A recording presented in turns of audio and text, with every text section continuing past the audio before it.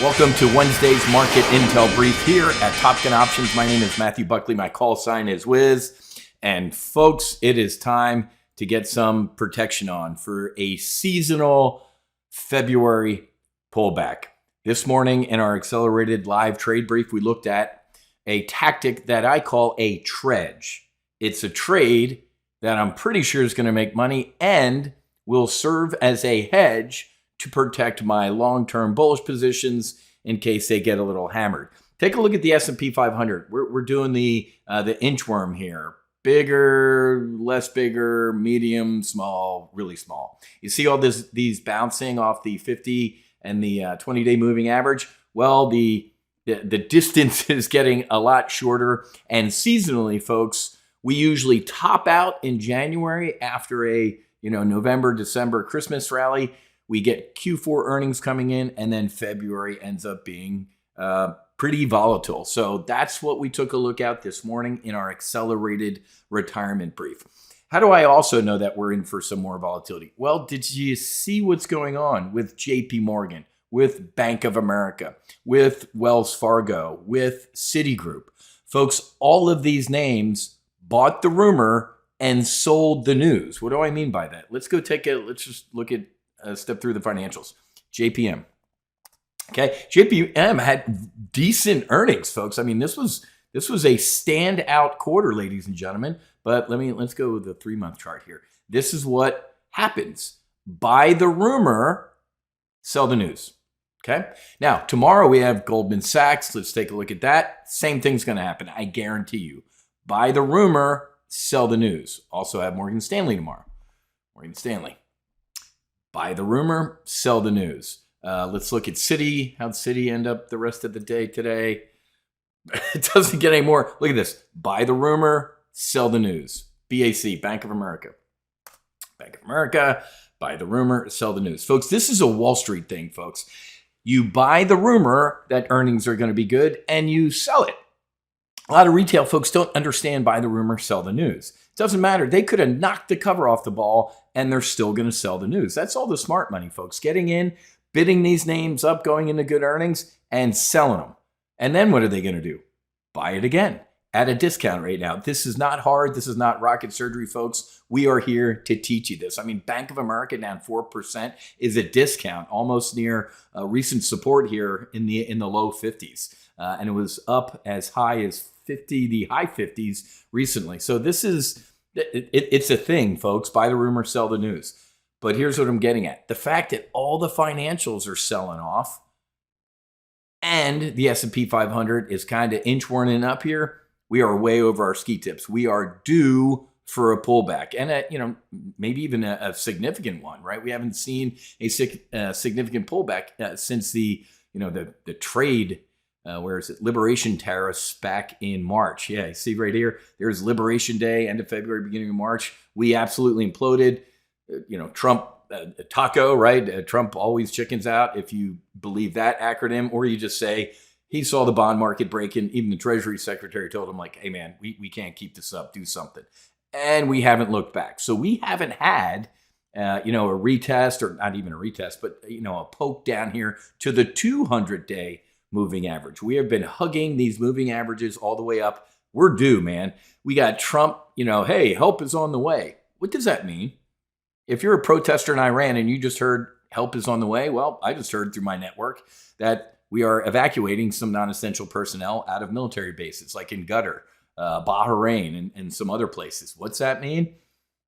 Potentially military strikes coming. The last time we hit Iran, same thing happened. We moved families and non-essential personnel out of those military bases in preparation. So if we strike Iran, that's probably going to be some market volatility. Oh, and by the way, let's go take a look at the S&P 500 today. What was supposed to happen today?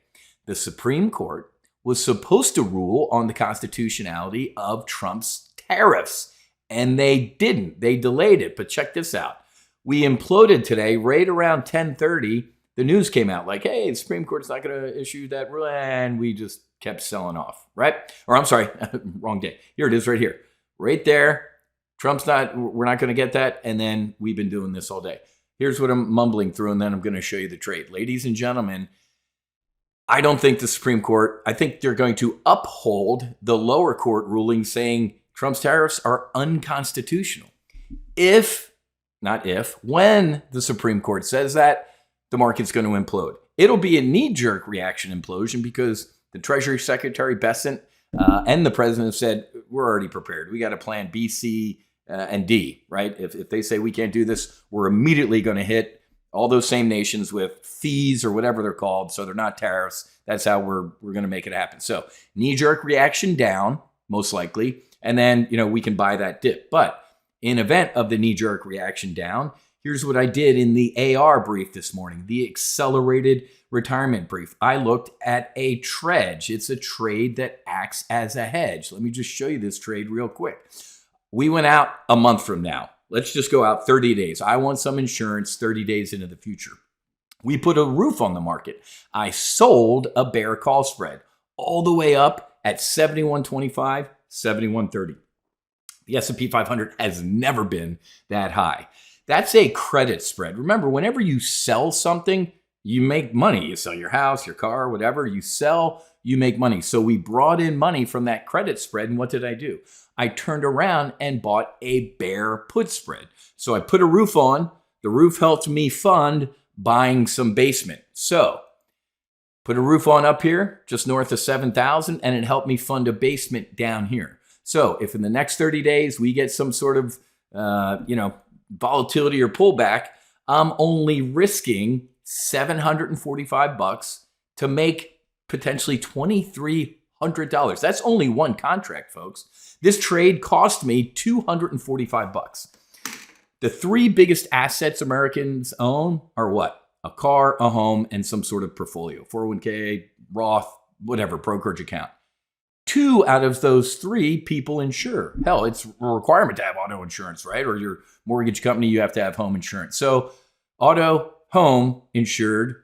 Do you insure your portfolio? I do. I teach people here at TOPGUN Options how, hey, for $245 for the next 30 days, you can sleep better at night. You don't have to worry about waking up the next morning and breaking news. General Raisin Kane, my buddy, is giving a brief on the recent Iran strikes. The VIX is up 20% and the S&P 500 is down 5%.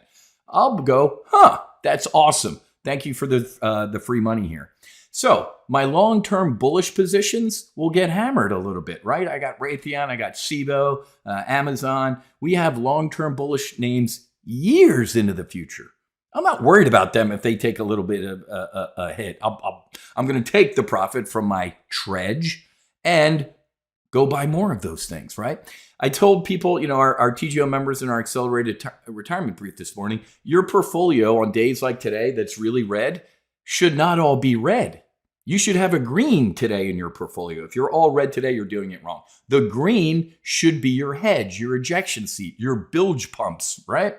On a day that's the market's having a rip your face off rally, you should not have all green. You should have a little red. That's your ejection seat, folks, right? I never went flying in the F-18 Hornet or my L-39 Albatross and looked at the ejection seat and said, what a waste. I'd rather have extra gas today. Why? Because if I ripped the ejection seat out for the extra gas, that would have been the day that I crashed and I didn't have my ejection seat. So I do not look at that as, oh, you're wasting $250. That is the cost of doing business. That is hedge, right? What's the motto at TOPGUN Options? Discipline and risk management equal superior execution. So we have a lot of potential volatility ahead. Hey, let's say the Q4 AI earnings aren't super insane. We're probably going to have another AI freak out like that one right there and that one right there. I'm really looking forward to Amazon earnings coming up in a couple weeks. But now that we're done with financials, people are it's a mob mentality in earnings, folks.